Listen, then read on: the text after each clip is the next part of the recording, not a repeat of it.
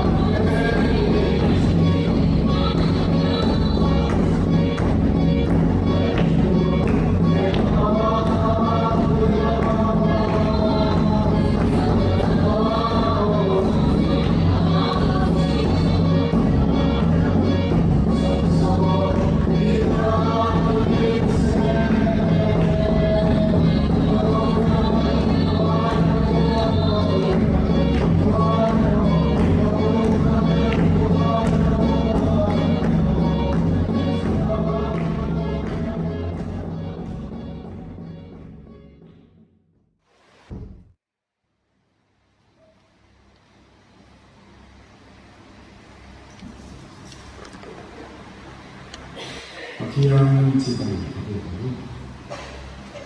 ô lâu bằng cái thứ sửa hữu anh đi cho anh thiang những cái hình nó sẽ không bị nào anh đi chứ không sửa sửa cái tất cả thành những gì nhiệt tình cái ta phù hợp với cái mà hiểu được thì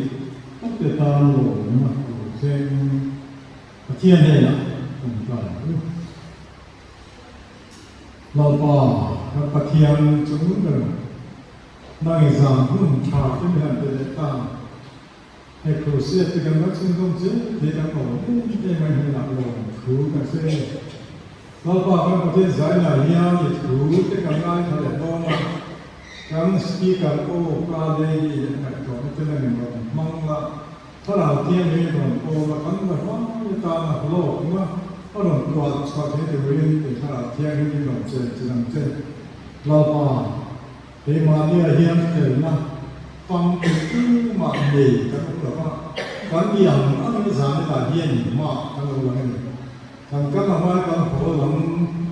โลกไม่หมดเอากันใช้สวะเที่ยวเที่ยวเลยเราเที่ยวนี้มาสอนนะกันเราไปสอบกิจกรรมนี้กันดีเลยตัวเชี่ยดู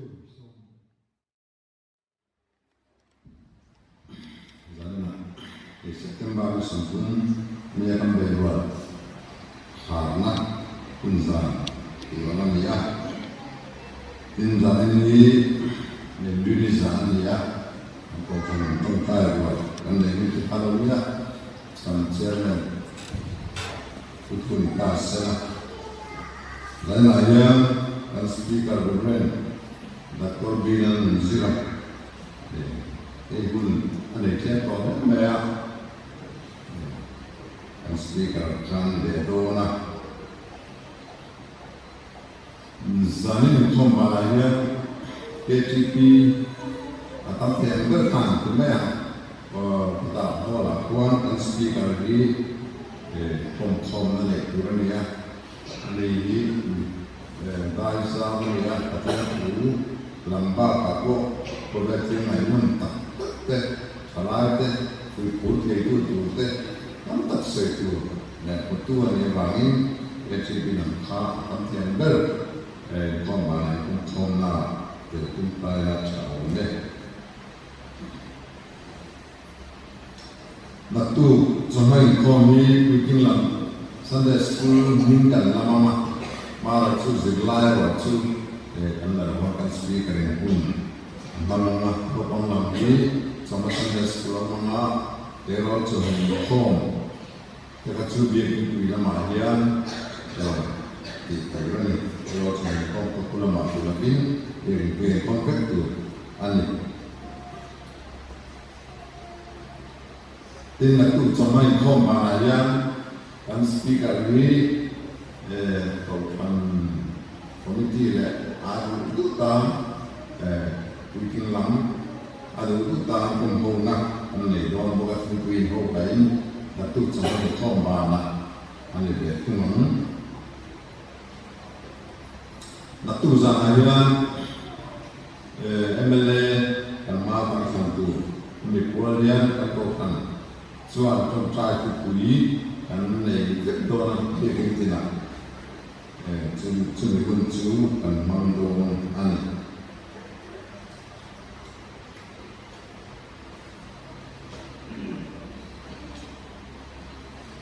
Berual, banyak sud tua kaya ini sendiri baru ter, ini kasihan jangka, lalu soalnya itu kalau dia ketiak, kalau mau berada di pokok, siar suara, pas keluar, pas suara, suan, lokal lama harian, balsuan tua, lalu moya, kumai jual pate. In kampui, berkata lepas kalau saya cuma macam kampui le, esimal so, kima, mungkin berkata lepas dia, ini rumah so, rumah so ni, usaha jalan kalau orang buka, berkata jual, bisa farm,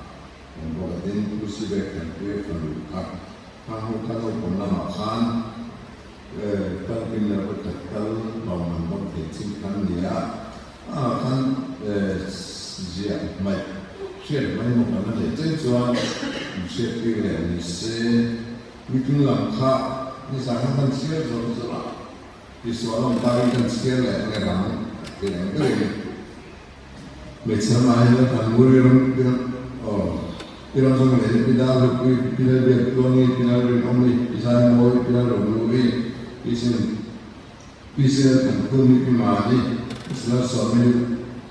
dia lui, pindah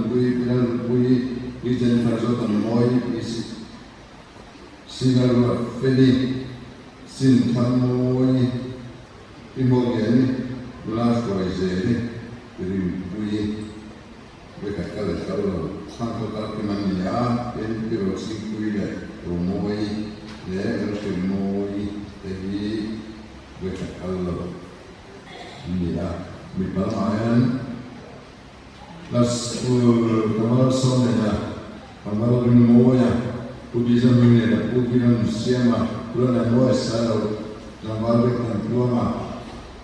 Kamar Bek Ploma Bektea, Usibek Pankuya, Plano jual kuda sanjur kusila buana, upara tuama, upara mana, upara mintana, upara besar te, angkat kiman dia bersanjur rate, nasanjung kiman, kurang moya, serpomo, mampu kalau anu. Visualnya bukan visual di potensi natu sama yang koma loman ansem pejancu kundornya ini benar dan speaker kami kan lala menungkok meh atau kata dia speaker lembangnya ni dan dia pun bisa berikan tentang kalau yang terkopres itu ini masalah Ramzan ketumnya, berbeda cara mereka lain di ATT.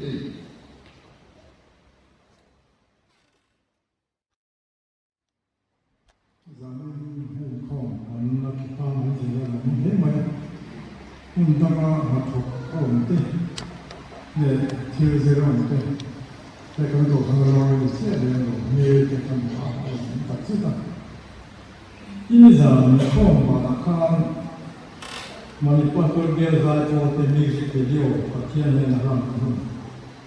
Ni anilah ni lokal ni tidak. Dia sekali komunikasi itu, yang kalau saya mahu sekarang tahu mana. Macam dia standing dia bicara dia, berbagai itu. Soalnya ni. Jual di mana mereka tidak masuk. Ani.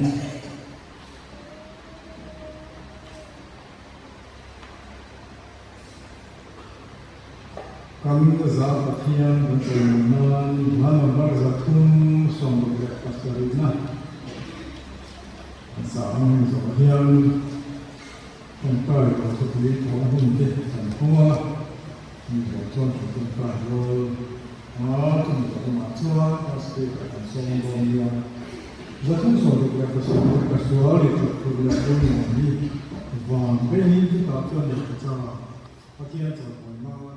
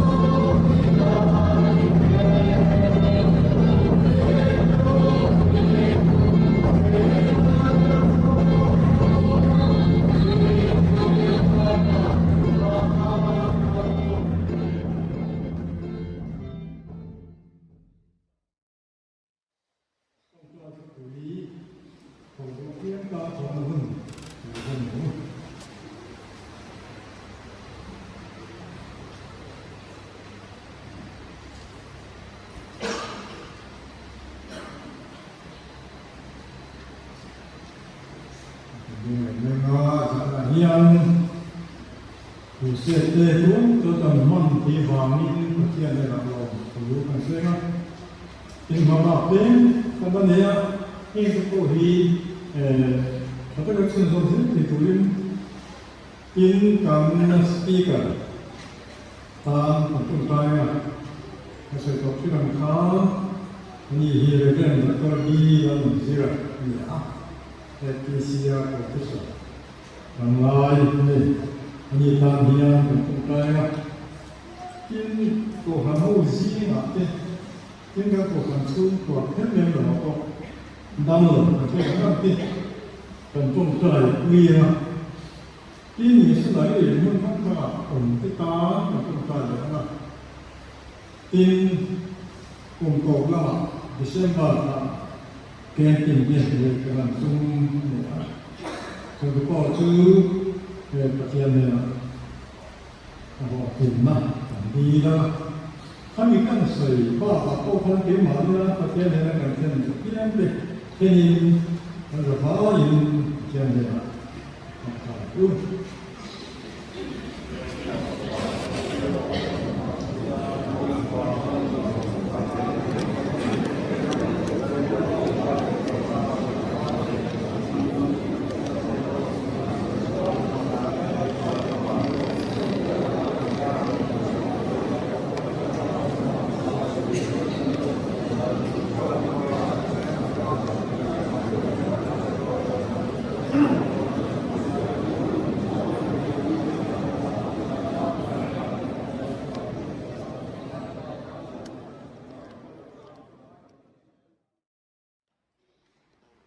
thiên thực ngài ngon mà cho nó chỉ có cái phần đi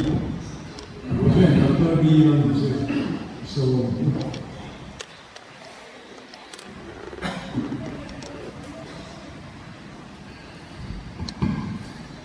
ở đây thực hiện để cái nghề sản khai hay sai này sản gì này thành hôn sản về tắm bạc mà thiên tới đây mà thiên sửa này nhân số trong cái này đó, alors cái thì dân sẽ nói cái này là đồng thu sẽ là luôn cái này sao mà ban với là cầu hàng ta cho ta cần để về những món đấy những cái gì mình có cái gì thì có một cái phổ thông như một đồ mà cái này cũng thật sự đấy anh phổ thông thật sự đấy không cần mua đồ quý cái cốc mà thành phố về viết cái sách của mấy cái gì nó bị xử lý nên thành đó mà rồi chưa mà là có cái gì có passport dia online passport voters anh sa passport người ta cả chân cái gì thì đó mà chân cái đấy cái để phát là mà rồi chưa với thật sự thì mọi cái gì có thể hỏi quan mau anh biết mày cô chỉ là tôi để tôi để bắt đuôi thảo chúng ta cho nên cái gì làm chứ để thực hiện sự phát triển chặt mà cái sự nghiệp mình đi bây giờ thì cái công xuân hay là làm những của tôi đi tôi về cái trang trí này nó sẽ với cái cái gì nó sẽ là vậy thực hiện làm những của tôi cái công việc trí này với là fan xin chào các bạn có phải kỹ thành có cái chuyện của ông là thật sự số chỉ quy ra là như nào chính quy thôn những cái cảm xúc của vợ chính quy ham thì chúng ta đúng rồi thì đâu như ông nó nói mình đi chính quy ham khác như là thế à mà sẽ các nhân ta chính quy ham cái có sống rất là phúc để được vậy thì cái mình được có thể thế này xem mà mua hồ mình Daddy. He giờ hiện tại con con còn nếu con mà là nếu mà nó còn cái khác nó có số tuổi lo còn nó còn con sống còn quay chắc đều nhưng mà em chắc đều nếu mà như là con thấy ở chỗ này còn thú có sinh sẽ đâu lên nó đi đùa đi thiên chủ đề anh chia mai cần số lượng lắm mà nói thật là hey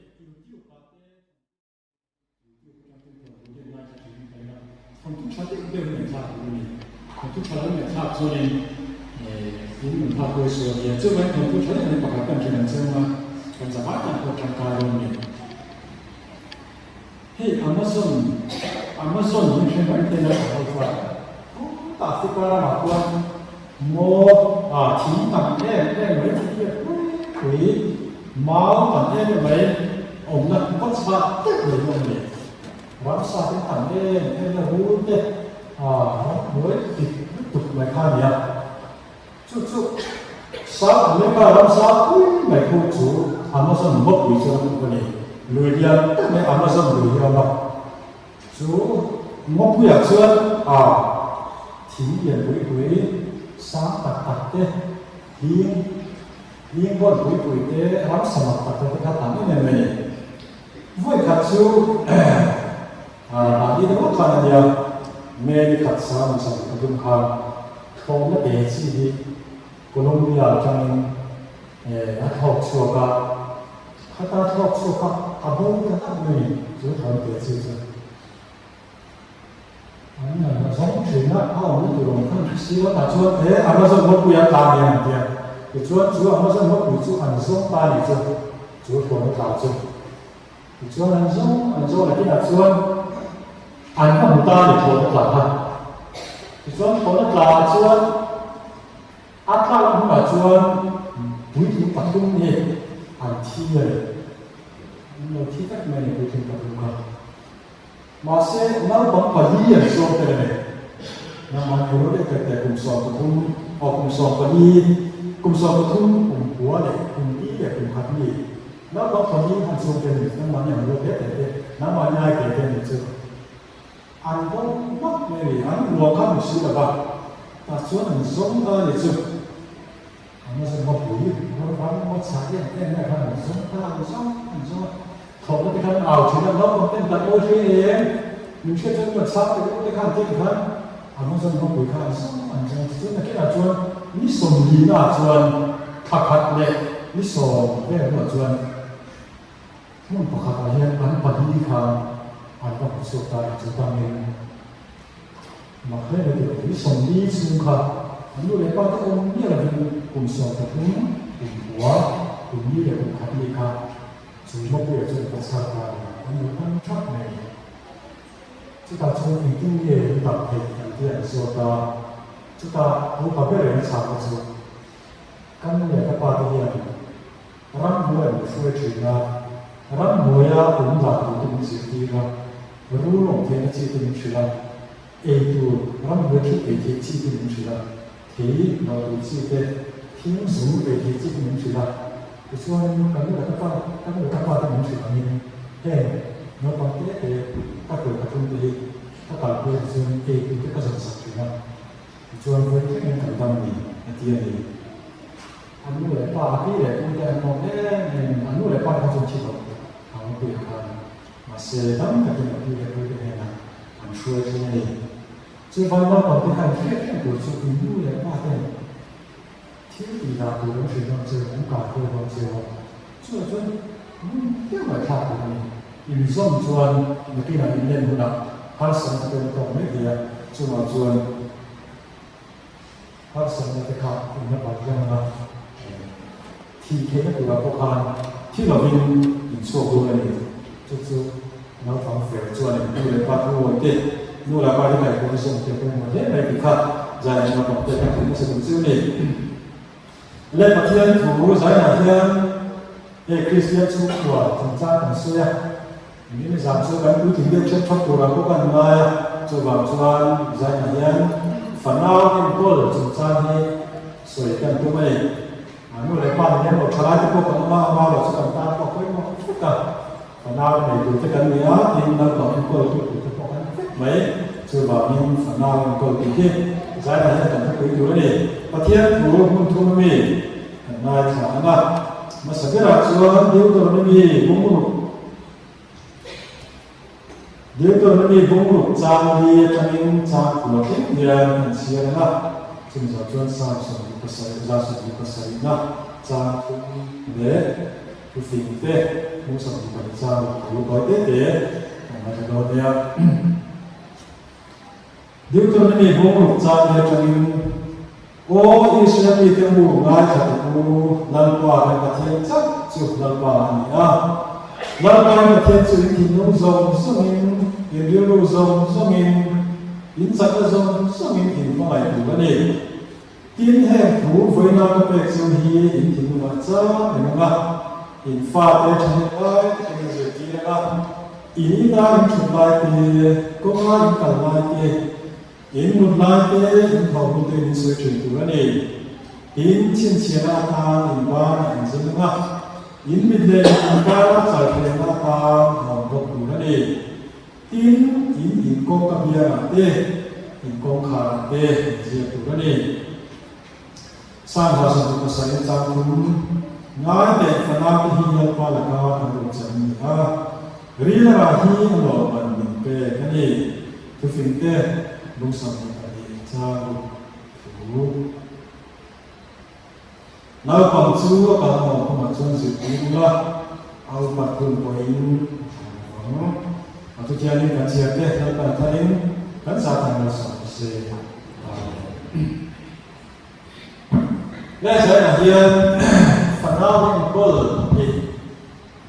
Christian sống ở đây là có những cái gì mà mình thì kia tổ phố nhưng mà sẽ cần kia bên tu này kia thành dễ quên một thì quên một đi vào in thành sợi cái đúng cái gì tôi nói rằng chắc là chia đi tôi bị cũng lục thu hi thành sợi ra cũng rất cần đúng không thành thế nhưng mà tôi mới thấy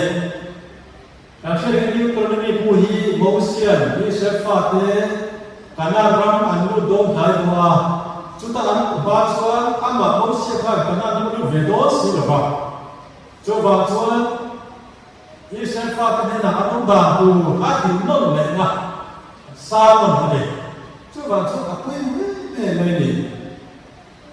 Genesis kanal dari dikasih hukum tak kuasa menjadi ini Hinai Deuteronomy buku cang ni kena cang buah sudah hot tuan ini sema ini sema itu cuma jauh tuan mah baru ini kah cang ni nak siapkan oh Israel itu mah baru seru mai baru cinta baru ini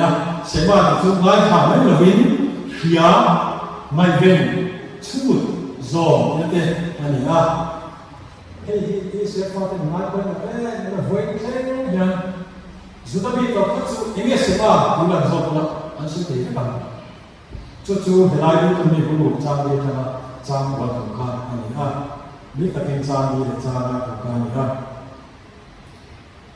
nhỉ cùng sáng thì để so với cùng khan và những khác mình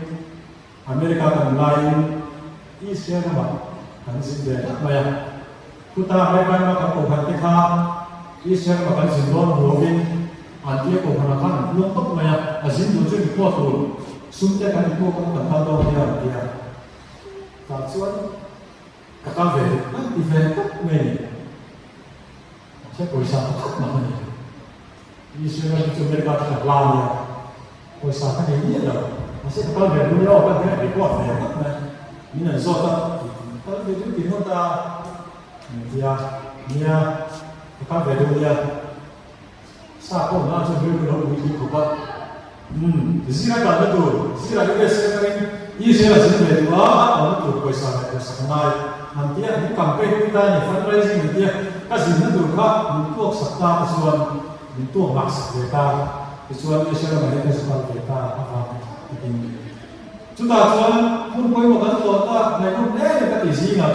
Jericho cái nó Jericho trong chúng ta cảnh sao Jericho cái là cái mà chú Jericho sắp cũng cả Jordan người khác Jericho cũng là luôn giống như chỗ đã sắp cả chúng ta sắp tận mấy Jordan run Israel có được một chút Jordan run ở đây Jadi Jordan kasar tak main Jericho kami bagi Jordan sakacun kasar tak kecil itu Mount Tabor antia ini sedang membaca Mount Nebo Tabor bagi siapa yang sedang cerita mau siapa yang siapa Tabor macam ini karena masih itu ya air pun bắt thiên lưu về phát sinh đâu cả anh em mà tham chúng ta trong trường thức giả sử khác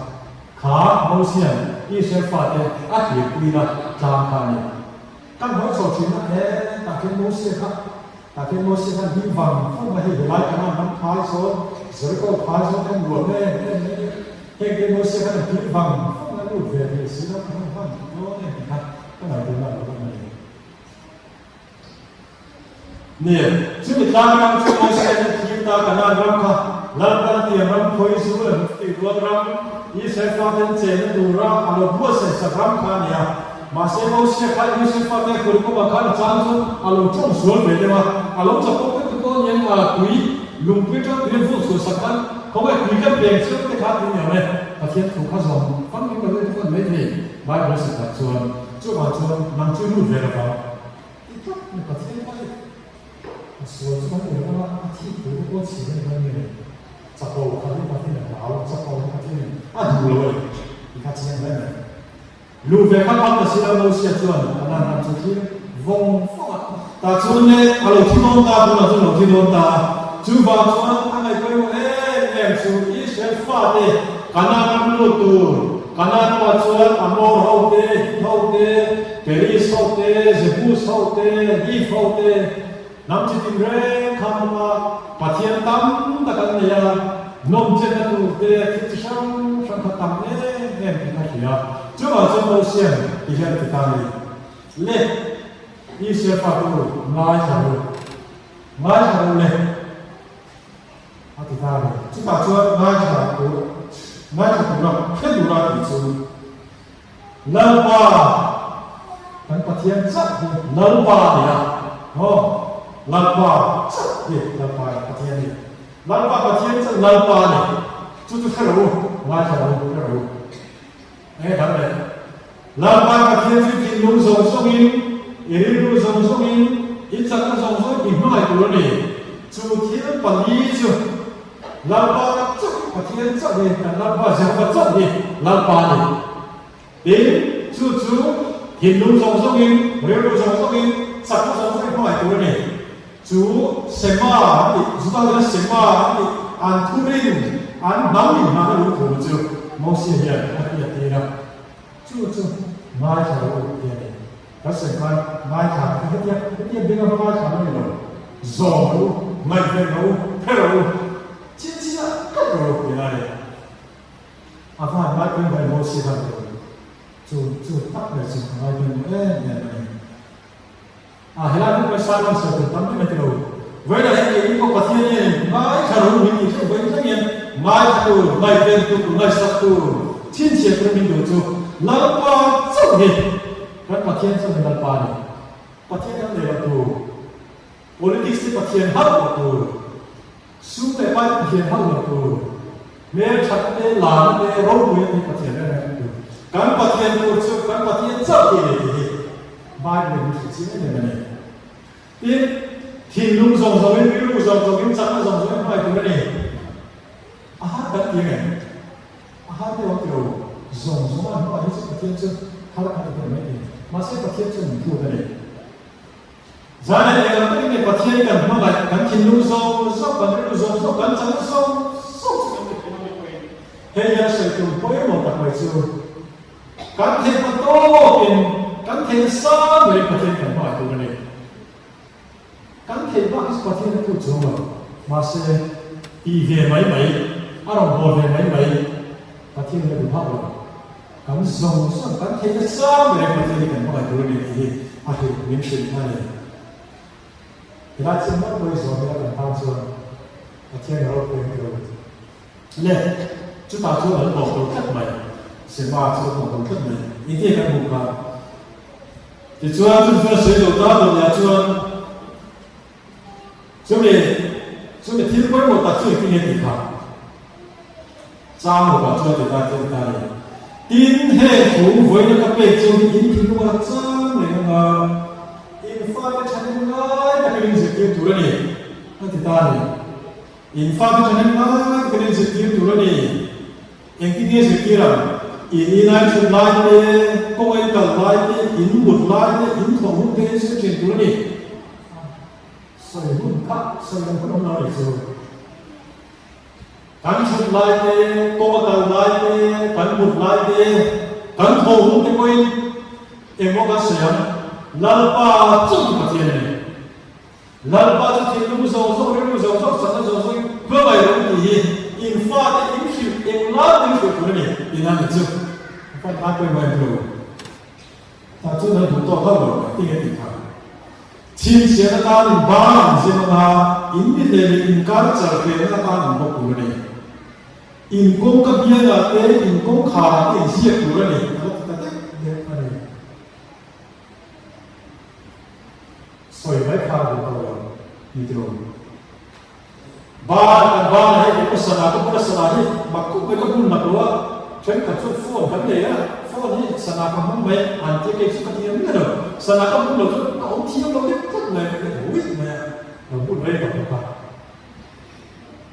Paul của cái cùng với cái có người như vậy sana chắc sana không nói không chém cái này đâu vậy là những cái chuyện tôi cho in ba này cũng đủ rồi bắt đầu đầu in cũng thiếu đầu thì cũng có bên in pha thế này là chân chính trả khác biệt nó có cái chuyện này nó phải có điều gì khác in chính xác là in ba in bốn là in chín là cái mình về chúng ta trở về nó phải là một cái gì cái gì nó hỗ trợ cái sản phẩm đấy cho mình cái đó hiện hành trả lại hiện nhiệt đối với cái này chính xác là cái hiện hành cũng chỉ là anh này anh cái chỉ là mình về chúng ta cái hiện anh bảo chúng mình trở về chúng mình anh hỏi đến những cái này thì các nhà cũng hỗ trợ này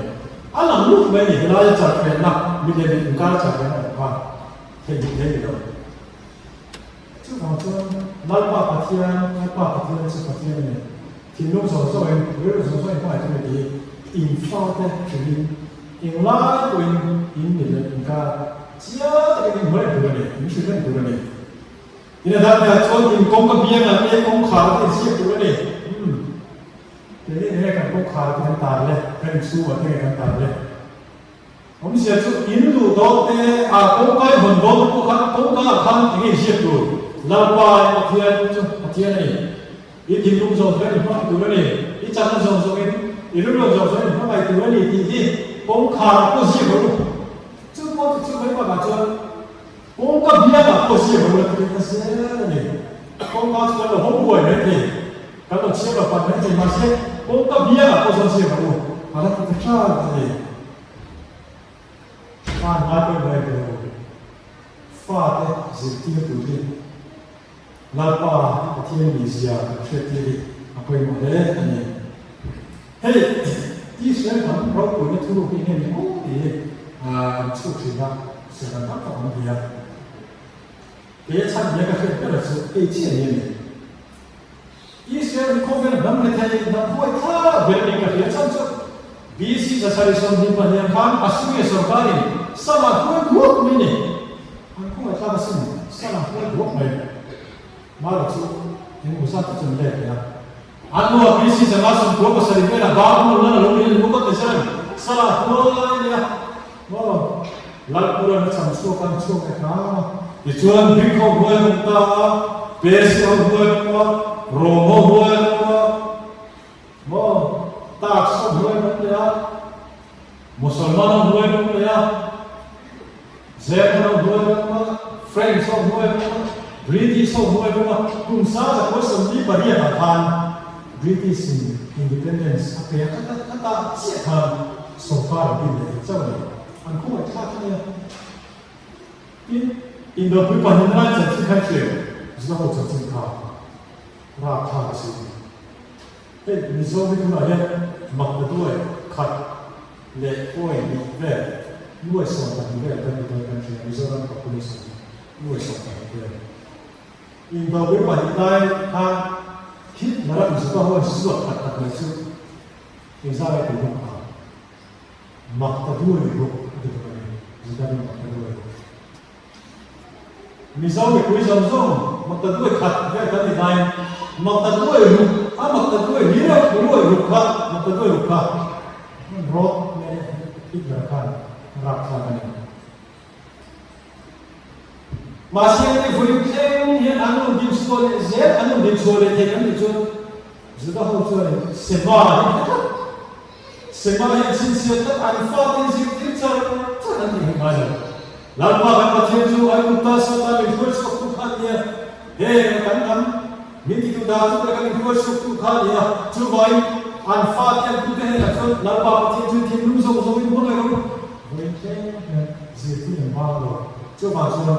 ram kita teh mesiko. Anran koi notice India tiap bor sabiya. India bahasa tiap bor kita sabiya. Ingat dia kau kalau kau berdesak ni bukan dia. Ada dia tujuan. Semua ani seperti mana? Ansai lalu tak kata dia turun naik tayar. Sudah ujuk tu apa yang? Nampak dia sudah nampak dia cuma kau nak tu ini nanti tu. Anti itu baik dia. Ansai saya dah baik. Ni masa semua sudah yang tinggal. Ansai tak dia. Ini semua tu. Lapa tiang sehat sakti. Lapa tiang tiang song ni, tiang song ni, jangan song ni mana tu kita. Answer sahaja kita ni sudah nanti sudah nampak tu. Jadi aku cuan, anu ini kau ni. Cuan nama kau yang tu, ani. Ini di sini tu, kah ada, ini dah siapa. Answer itu dia bahasa macam cakap sedih ni dalam mana. Ini cakap kita ni macam kamu lah. Amerika tu main kat Sri ni. Sudah nampak American dulu pasti Amerika sudah nampak dia ni kau cina. American power itu kau ni sah nampak dia. Sudah nampak Amerika tu sudah minta ni banyak. Israel ASEAN Amerika tu sudah tak sampai. Jadi kau cuma pandai. Sudah nampak dia kasih sekolah dia, ini sekolah dia masih tinggal. Cuman cuma dua cuman orang tua cina.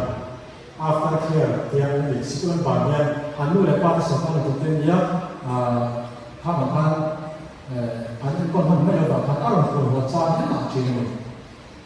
爱过去这个样样，这把说马来人这日本人反正很厉害的，安达人上去，安达人过得了天啊，我们过得了天啊，韩国安的安不着过得了天，那人说印度多他过得了天啊，这就好像说。Anu lepas itu confirm, lepas boleh berapa kotor, berapa ki, hal untuk kalau yang pun ini fungsi, boleh hanupanya, antian anfat yang melok ni, ay kotor ni pun lah lepas itu, ani so anku tidak fungsi, Amerika apa bisa, sudah macam anfat, anti ciri Cuba sudah besok kopi ni, hongkong kui, tadi, hey apa yang saya lakukan, saat itu kui berkuasa sudah tahu ya. Asal tu, anda sini, anda sudah patian kan, anda patian kan. Cuba mana, Kristian aku, anda ni lah. Ya, macam tinggi tak sih. Ini saya macam Kristian, anda sudah Kristian ni dulu mana? Anda dulu mana tu, cak boleh lah. Ini bagi kita cuma ini saya makan sapua dan indek kapna, Kristian indek kapna itu kau dah sebut dia apa nama? Macam tu sudah sapua pun ini, yang maka jadi macam jangan ayah, cucu hendak betul ini nanti. Le, jangan kalau kita sesuatu boleh berlaku apa? Jangan kan sesuatu ini bisa di kan manusia kan pilih puncak ni faham sesuatu cepat lu faham kuat faham sesuatu ni nampak di foto balik ini kan nam siapa kata ni itu bahu kita kan pilih puncak contoh kan pada kan pada mana orang lu sulpun orang tu dia kan kolai tu mai lu tu kok berapa tahun kau faham sampai lu dia harus kamu cuci. Saya hanya cuci kan kamu jemput ini. Amalan cuma tiap tu kan fana dengan isu kan berperan isu fakir yang baik orang yang itu nak kalau lalpa matian cak lalpa tilung song ini, biru song ini, cakap song ini, ibarat orang ini dia kan fakir kan cuma sudah dengan ini. mà chắc chắn cái điều cho xua hiện cần pha thì anh bị sắp nhé anh ấy cái vai nó cũng được đối với cái gì vai nó trong pha thì xui này anh pha thì mình sắp anh là cũng là một cái bộ nuôi là ba cho thì cái suy là thì cái suy được mà là bây giờ là những khi mà chúng tôi cái gì mà hàng tháng là được sự yên tĩnh nghề còn các bạn phần nào thì cái của khi mà chúng tôi nói đấy họ phải đi chúng tôi biết thì một khả năng chúng tôi quay với mình là sự khi là trong sách này social media hoàn toàn thì sự thiếu của mình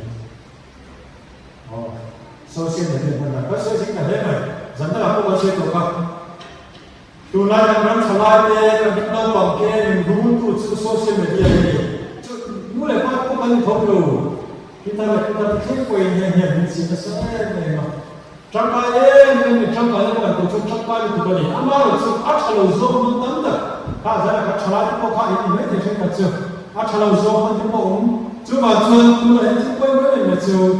nấu bằng cái social media mà là sự tiền mà game sẽ trong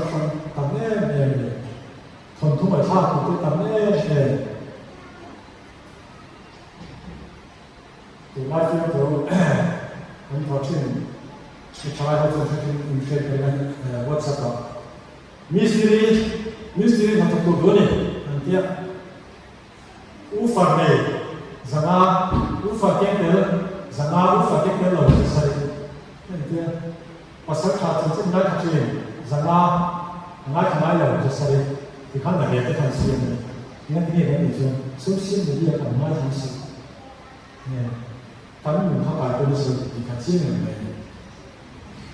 vậy là nó bằng thế mà cùng chính đầu thế này kiểu cùng đi cùng thung cùng đi cùng ba và cùng sống này thế đó cái gì mà có hiện nó không thể nói chắc sớm được rồi cho bạn tôi kiến giải cái này cần sự cần phát đi những cái khác trên cần phát đi những cái trên cần cứ thế những cái buổi cuối thì cần thiết là cái này được là chuồn là khi nào chuồn khao khát thì đúng không mà tôi sẽ nói về cuộc sống thì khao khát anh không khao khát sự đó này là tôi bắn một chút sự cẩn thận. Khá chân chính nói cái chuyện đó là chuyện có thể mình hiểu được mấy thì chắc là không tập thể nói mấy thì rồi và sau đó chân chính lúc ngay cái chuyện chuyện và sau đó mình thân xác em mấy thì chút tiền giờ chuyện nó có cái người khác chưa ý nghĩa lên chưa thì cái gì cái này thì nó social media là gì? Đúng mà mình còn cho để xin nó đủ. Anh đúng các Facebook bạn YouTube bạn đúng các đặt một cái gì đó. Vì bạn mình chỉ là chỉ sex lắm bằng. Em tụi thấy bạn em về thì sẽ thấy là không. Thế rồi nó bằng rồi cũng em rất tốt. Wow, rất là chuẩn. Bạn trả lại mình là chuẩn. Tụi nó đã bằng cái sex đó là hết anh học bao nhiêu này thì tụi nó có tăng thành sự. Anh học trong đó này để rồi các bạn cái gì nó cũng bảo tôi trả tiền đó này mà giờ các sự có các bạn gì có các chân khéo nó có chân khéo sân của bạn anh thà cái này rồi mà thà nên anh là phấn gì thế khi anh đã ra anh sẽ không đọc anh chẳng chịu anh cũng phải cũng sống lại bạn gì thà khéo gì là thì khán thế là khéo là giặc không khán thì khán để cho các cái đối tượng trong các cuộc và khả năng thấp của cho mình thì nó thì nó thật sự có gì đấy thì làm con số của mình thì là cho hầu thế cái là gì hầu đồ này social media nó là gì cần em quy cần tu để cần pha thì cần phải cười nói để ai tốt xin cái cuộc cái này thì là nói của cái này thì ai cười đồ này cái chân nó bị quý để các chân nó chịu nó cái này nhé anh sợ các cái trái đa thùng đa cái gì nó có nghĩa phổ nó phải luôn social media cái nó phải luôn xem này chân sợ các gì hắn không chịu chết hắn làm thế rồi bảo chứ anh khắp tất này em cái cái là vậy em cái này hết là as này assist mà khăn nghe này hát thì theo được các học thêm nhé nu để qua đến học rồi thì phải chết là vậy 他这块他把你看这咋呀？起不能把空出去很有点。在那就很多不对的多，多了过一位生的不多么么的，公办的吧？给你过年，不记得不管哪个人，有很多干开的，很多干那的说，English, mathematics, science, 很 subject 很那个的，对吧？你那么看，就是当的就会的那种，这个在哪里？看。kan fadi channel mai kan kampung kan situ ani ya da biar cuan tunun dan institution tu boleh dan dibuat mai di sini kan kampus sekolah ani tak kacau rugi kita sekolah tu sopan masih lo pengtekan kalau yang malu kita kan tekan sekolah sana ini kalau kampung sopan ini kan ni sombi suka lo kampung kumi kum kat ni kan masuk buku ya kan Adam có sự quý thị thì có phê gì mà thì phát hiện ra sản xuất anh cũng để qua thằng tài phương sẽ đây thì Colombia Colombia Amazon có quay phôi chuyện nào tám thọ quay chuyện nào hiện khi năm mới cần cho tiền cái gì thì nhau cái tiền là hiện cũng tiêu đồ hàng của nhau cái tiền là hiện của sự quan tiền nuôi hiện tổng tiền nha anh cũng để qua cái khi nó sẽ chút thọ cũng so với mặt đi khác coba coba nak tak kum khat ni aku apa buat apa ha masa buku ya kan ini semua cukup ada masuk buku ni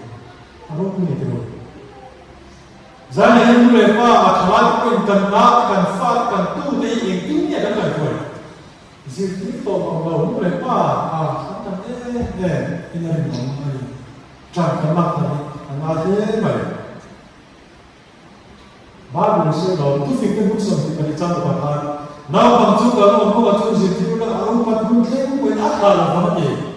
jadi now orang sendiri tak soal akal orang kau cakap ni helai aku kini dia kini kuat kini kau hendak soal nu lepas kan kau ni kerana ufat kan singa ini bukan makan apa apa nak kamu kau ni kerana anh này cái cũng là cái phát hiện anh cũng một cái người ta sẽ kỷ niệm nhớ anh không biết thế anh khiêm này thì ngày tu anh này ai nói thế này cái bà bà thật mà về đến ngày xưa phát thì anh thổi lên là này anh sẽ với bà cũng không nó thôi cũng không phát sẽ anh sắp lại khá anh thì là tu kỷ niệm break it hết là mà hết là ta gì là không phải là hết là mà hết anh thì là cái điều gì因为啥铁？阿杜把铁棍捏的铁的，几人之间对卡铁的铁的是，阿巴好没弄的，除了没的，马是卡发的，那头规模是啊，头领规模是，那都是低了会天天，还对起也给你这办法的是，你个工作嘛，老大人你啊，我帮你，那现在呢是当地媒体，那是。hắn sử dụng vào trường hắn là cái chủ đô thấp của anh nói về passport tập thật các bộ chức nó bị cái tiết này là sự áp phạt bảo này là khác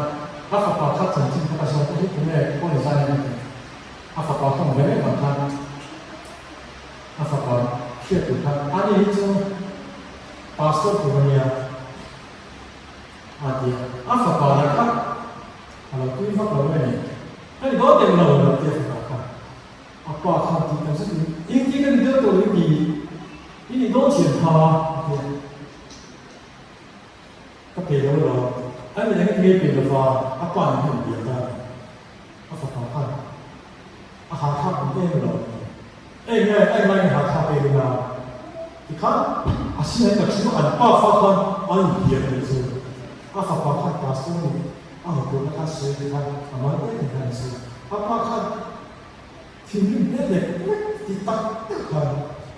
pastor ini Tuhan? Akhirnya, maka mereka tidak tahu kemana. Tapi aku ada apa mesti nak ada kau punya apa. Jadi kita juga faham ini itu kan bukti, ini orang saya kan bukti, kita bukti ane kan กันสิที่กันกันคุยเอาไปหมดแล้ว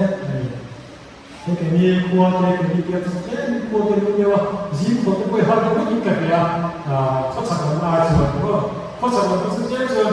นี่เนี่ยเราชมมาดีว่าเราชมคนดีว่ายิ้มเป็นปกติมาไม่ผิดยิ้มพอมาที่กันฟ้าที่กันตุ้งตุ้งยิ้มยิ้มเลยมาใช้กันสิก็ส่งพวกเราไม่รู้ส่งเลยเดี๋ยวพอเลยยิ้มผมมายิ้มเสียเนี่ยสรุปกันกันเอาเลย中心啊之内，Apple company 内部 Steve Cook 的大部分是什么地方来做呢？奥巴马那边，你像奥巴马他大批人站在是这样子的，因为让那 Prime Minister 那个问题，巴马都是的，只有奥巴马没有空，他都不知道，这个这点就可以跟个人发挥，只有奥巴马这边很弱势的人。มันไม่ค่อยของมาที่จะซึ่งพระมันไม่ได้ของพระเราก็เรื่องพระมันก็ได้ยิ่งของมาที่ซึ่งพระเราไม่ได้เราให้สังเกตดูเลยที่เดิมพวกแกสร้างมันแก่ก็เสร็จก็เชื่อจริงยิ่งของมาที่มันไม่ได้ก็มีที่มันไม่ได้ที่สังเกตดูก็เสร็จก็เชื่อยิ่งอะไรต้องว่าเดี๋ยวก็ต้องว่ามาแล้วเขาก็กันดั้มมานี่ก็ถูกที่จะกันดั้มมานี่เนี่ยด่ามันเขากันดั้มมาที่ส่วนสารนั้นมัวกันดั้มชุ่มกันเลยพี่ก็เลยสิ่งเขาใจสิ่งด่าเสร็จด่าเลยข้าวเขาสิ่งชุ่มอันดั้มชุ่มปล่อยพี่ฉันชุ่มอันมัวเราเนี่ยชุ่มอันดั้มชุ่มปล่อยสิ่งของเขาอันดั้มเลยพี่เนี่ยอันเดียวไม่ใช่ใช่ไหมฮะการเทไม่ต้องไม่เทการจะเสียเป็นเช่นนั้นการที่ชื่อนั้นเป็นเช่นนั้นไม่ได้มาเสียน้าวความเป็นถูกไม่ชอบเห็นกับเจนเป็นหมดเลยครับจะเห็นหนังสือวันนี้และโดยเฉพาะส่วนที่ใช้เบี้ยที่หนักเราบอกกันช่วยกันเลยนะเบี้ยที่น่าคุยนี่ช่วยส่งเสียแต่หมดเลยคำสั่งเจ้าเลยช่วยส่งเสียนี่จะสวยแต่ตัวมันจะทำการลงแน่เลยการต่อฟันประเทศนี้มันส่งเสียกันเองเฮ็ดอย่างนั้นบางทีการช่วยการทำบางทีเองเด้ก็คือถ้าเราก็เกี่ยวกับเราสวยเสียตามกันเลยมาในภาษาที่ผมทำนี่ต้องมันดีการสวยเสียผมก็เองมาด้วยคำนั้นผมทำร้อยล่าสุดพาสปอร์ตที่สักนิดเดียวผ่านมาได้คงละมันดีแต่ผ่านทุกอย่างเชื่อว่าเป็นพาสปอร์ตขาดตัวก็สักนิดเดียวผ่านมาได้คงละตู้มันเชื่อว่าเป็นมาที่สุดที่โหดผมส่งทุ่มเจ็ดน้องในท้องทางทางสุ่มดูตัวข้าอันพาสปอร์ตเชื่อมันเชื่อสเตชันผมคนนี้เราเนี่ยเอาเด็กคนนั้นที่นี่มาสิเกชวนนี่กันเราเป็นฟ้าที่จะเชื่อกันเองอาจารย์จะเบี้ยกินนั่นข้อหมายดูบัพติสต์สักการะนั้นเนี่ยเองตาที่เกิดขึ้นไม่ใช่ว่าท่านนี่พร้อมขาดเนี่ยครับอันฟ้าที่ชวนมาเลยครับที่นี่พาสปอร์ตเชื่อเราเนาะตอนนี้เด็กอันนี้ก็จะอันนั้นบอกกันที่เดินก็คืออันนั้นบอกกันที่นี่ก็คืออัปโปรเดนใจเราเห็นตัวนี้สุดการฟ้าที่นี่อันที่เอ็นที่เราเป็นในคนเห็นเราไม่ได้มีเราที่จะจะเสียเย็นพี่เห็นดิฉันมาเห็นชลายตั้งแต่ส่วนทิ้งโค้งทุกตัวนี่เลยอันที่ชื่อนะอันที่เป็นเส้นส่วนครบไหมอันนั้นทิ้งโค้งสุดที่นี่เราครบไม่ได้การขัดจับอันนี้อันนี้โค้งเนาะเนี่ยข้าศึกที่ชลายที่เราเนี่ยก็สิ่งต่างๆเลยพอคุยเนี่ยเราจุดสำคัญสิ่งต่างๆที่อาจจะเสียวันนี้ก็ชื่อนะเนี่ยที่การเรียนสังคมยันประเทศของนาซาเนี่ยผมก็ช่วยมาเยอะว่าไว้ขัดสุนทรสันโดนช่วยเนี่ยจ้างสันโดนช่วยอะไรเนี่ยจ้างตัวมันก็ตัวมันเลยนี่หลายสายคนกับว่าเขาทำโดนมันที่ฟังโดนที่ฟังเด็กสักหน่อยตัวเดียวเนี่ยจ้างตัวมันก็นั่นซะเนี่ยนี่เป็นที่ท่าช่วยจุดสักจุดเดียวนี่เรียกว่าเกี่ยวกับที่การนั่งสักว่าจ้างตัวมันตั้งตัวมันสนิทกันไม่ได้ครับมาเสียตลอดทุกฟุตบ้าขับมันพอเนี่ยถ้ามีสิ่งที่เราไม่ตัดขับมันหรอกเรียกการงานเรียกการทำสิ่งที่เราจับอันนี้การยุ่งชื่อใจนั้นยังมีมุ่งชื่อเช่นฟุตบอลมาเลยสุดท้ายสุดน้องต้องเป็นเพื่อนคุยเสียแล้วเพื่อนน้องเป็นนักอันนั้นปัดลุช่วยอันนั้นมันปัดทุกบอลเลย việc hiện nay là đầu chuột mà nó còn đang trong ngay là đầu chuột là khi nào làm xuống đúng là cái chuyện đúng là việc hiện nay là tụi mình thì là áp lực rồi việc thì anh ta mà sự anh phát hiện việc là muốn làm mà sự là anh muốn gì phát hiện việc thì bằng việc aku harus kau pengen akal pun jalan ini hari waktu ini. Nampak ni nanti apa hari kan kita umriat ni yang dihisap anti tu mereka tiada ni betul ni ayat tu dia kau nanti. Coba mana saya tujuan nampak umriat dia yang tak dia ni nanti. Umriat ni cuman lalu suai anti siapa ni. Patian ni jadi tak ni ane dia tu ni ane cun dia nak kan cun dia saya suka kan cun dia cun kau kan cun mana nak kan cun dia ane dia tu pun cun saya kata nak kan kau nak fanam kau nak dia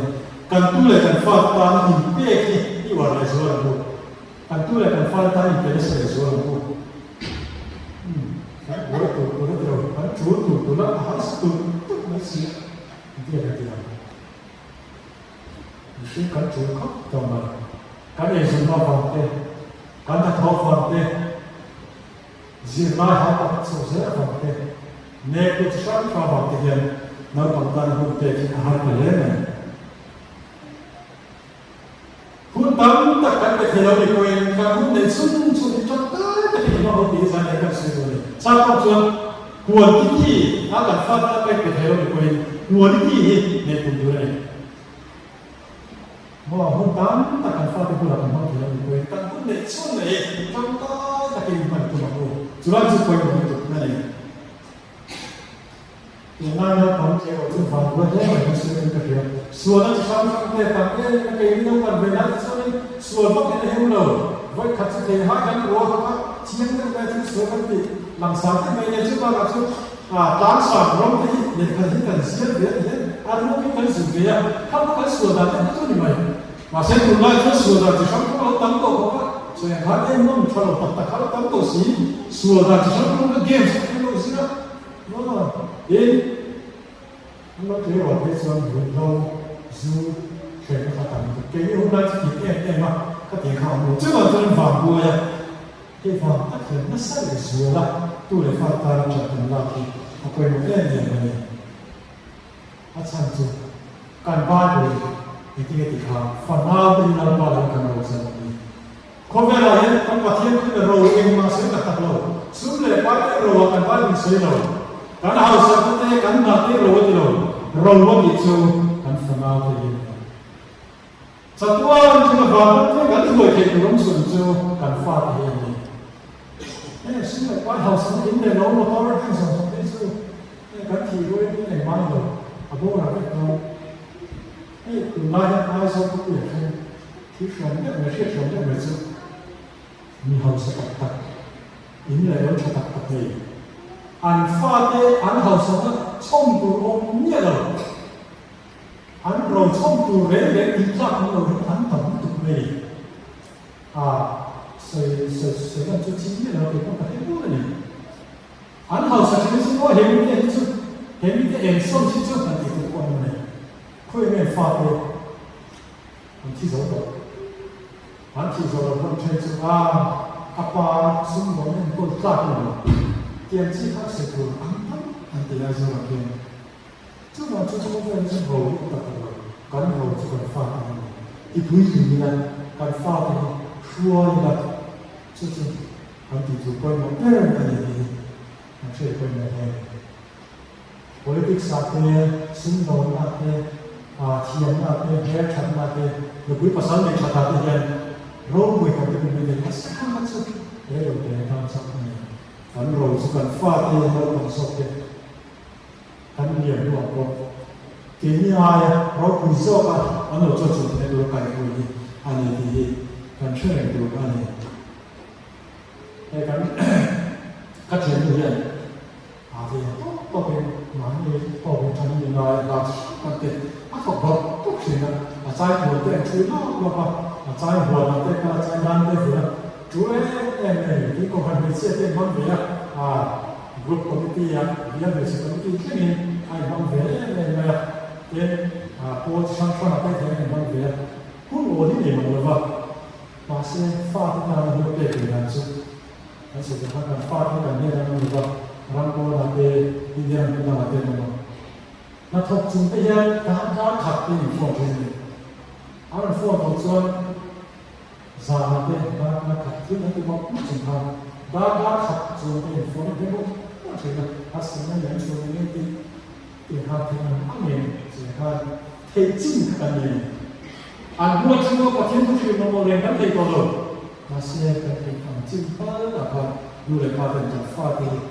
cái chuyện này là quay từ về một trận là quay một thế anh ấy ở đây giải cả thiên xung của cái thằng quan được cầu cần được anh ấy là trước kia có chuyện thằng phát thì thằng xung của thằng phát làm phim này thằng phát làm ông ta đua sừng từ anh ấy à cho nên là cái gì thì là anh sẽ đi nào chuyện anh là cái này được sự lai qua cái phát triển gì thứ nào nó sẽ mà được về anh phát triển thì lai cái những thiên long song song thiên long song song thiên lưu song song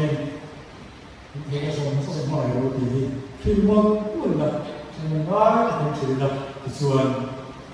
cái chuyện của đi mình dễ đối với mình nó còn không có sự kiện là do này một sự trong tài không là mà giải quyết những chuyện tắc những cái này tăng lớn lên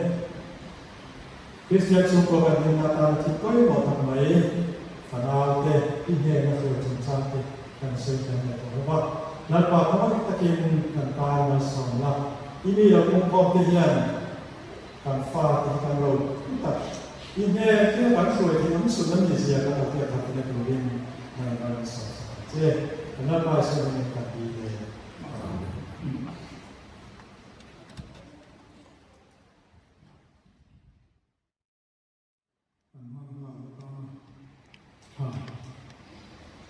tôi nói rằng nói cho tôi quý mình cần phải có thấy mình cái này còn trong lúc mình nói còn như không tay nên cái cái gì cả đi về bên một con một cái mới thì là bằng rồi nó có một con nữa ta thiên thủ để có thể chính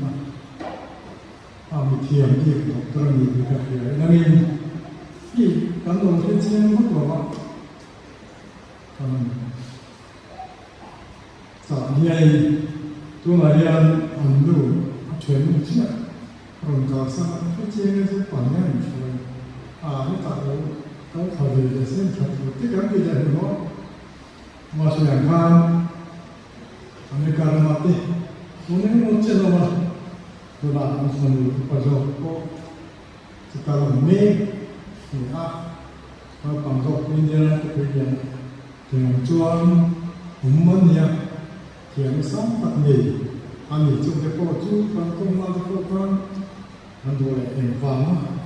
nó nghe thì thì đọc sĩ cái cô anh rồi mấy nhà thì bắt thiên thứ những cô nghỉ anh đi cần rồi về lâu gì là con mình đi đi thà lần thôi này nó ra có chia nó rồi ngoài nam và nó mới zaman để sống bằng anh lâu đến giờ rồi buổi trưa rồi các khi nó mới rồi rồi và nghĩ đến chuyện để làm cho bên giờ rồi nó mới rồi bên sáng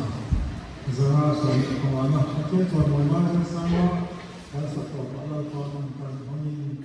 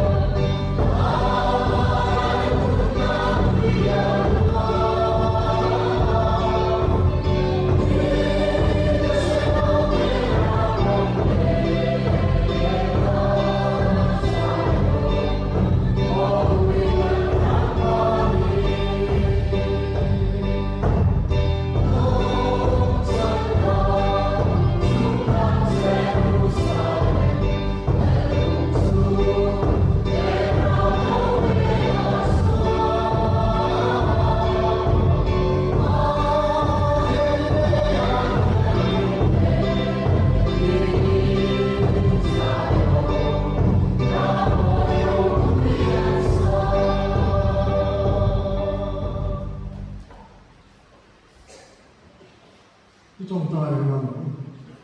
กันป้าฝ่ายนี้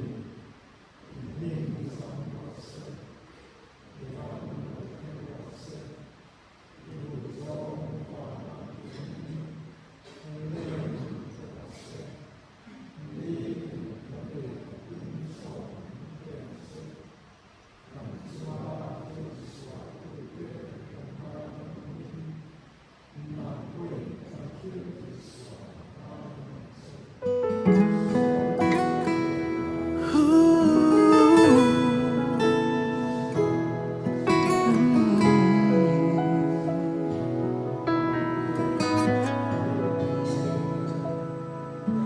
There's always been a mystery in me, how two hearts can come together and love can last forever. And now that I have found you, I believe that a miracle has come when God sends a perfect one. Now gonna roll my questions about why, and I've never been so sure of anything in my life. Oh, I wonder what God was thinking when He created you. I wonder if He knew everything I would need, because He made all my dreams come true. When God made you, He must have been thinking about me.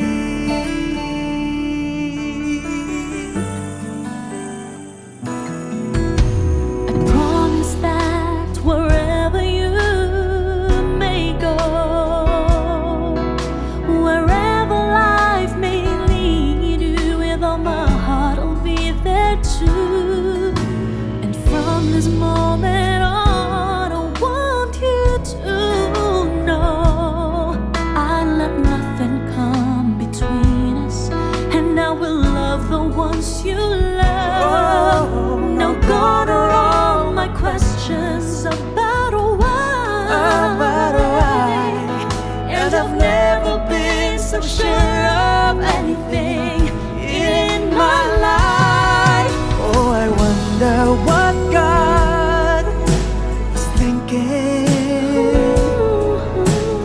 when He created you. I wonder if He knew everything I would need, because He made all my dreams come true.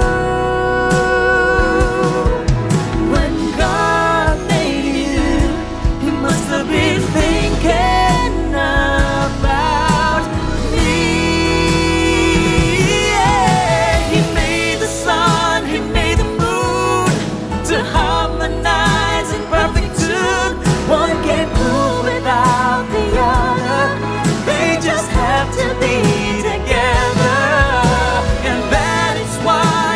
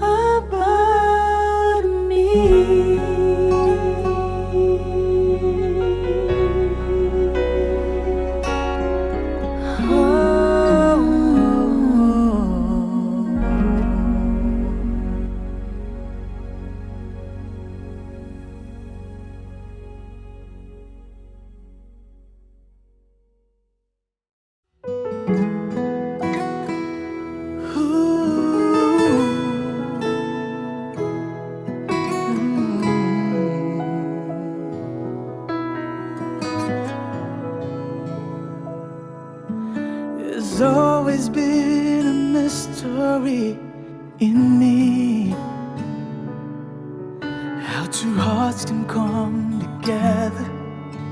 and love can last forever. And now that I have found you, I believe that a miracle has come when God sends a perfect one. Now gone are all my questions about why. And I've never been so sure of anything in my life.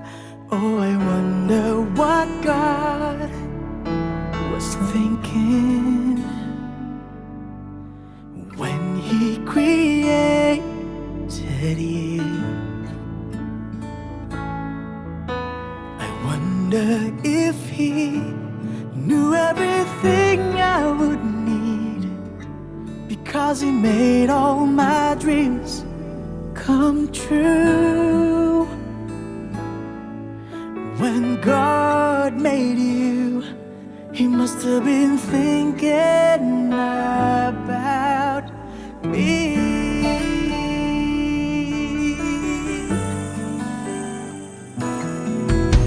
I promise that wherever you may go, wherever life may lead you, with all my heart I'll be there too. And from this moment on, I want you to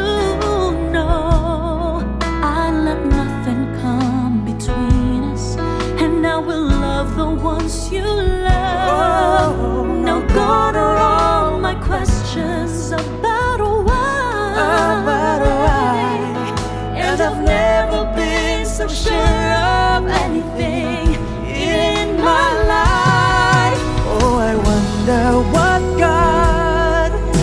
was thinking when He created you. I wonder if He knew everything I would need, because He made all my dreams come true. When God made you, He must have been thinking about me. Yeah. He made the sun, He made the moon to harmonize in perfect tune. One can't move without the other, they just have to be together. And that is why I know it's true. You're for me and I'm for you, 'cause my world just can't be right without you in my life.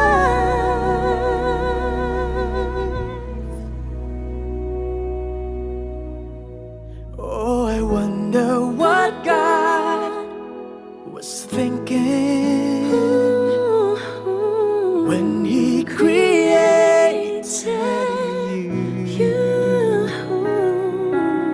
I wonder if He knew everything I would need,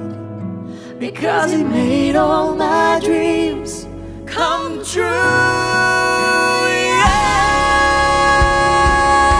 He must have heard every prayer I've been praying. Yes, He knew everything I would need. When God made you, yes, He did. Yes, He did. When my dreams come true,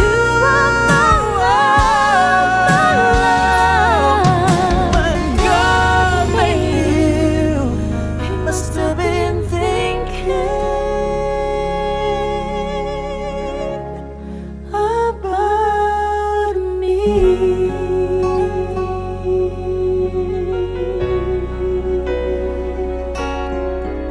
Oh.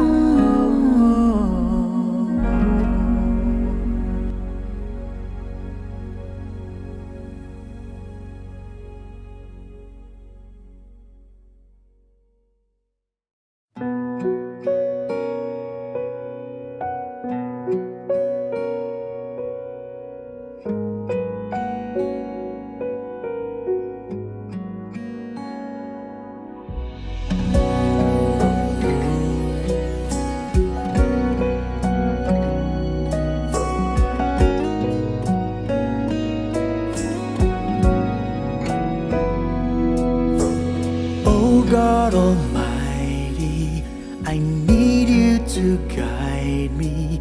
in leading my family. I want to be like you in everything that I do. Make me able to make it through.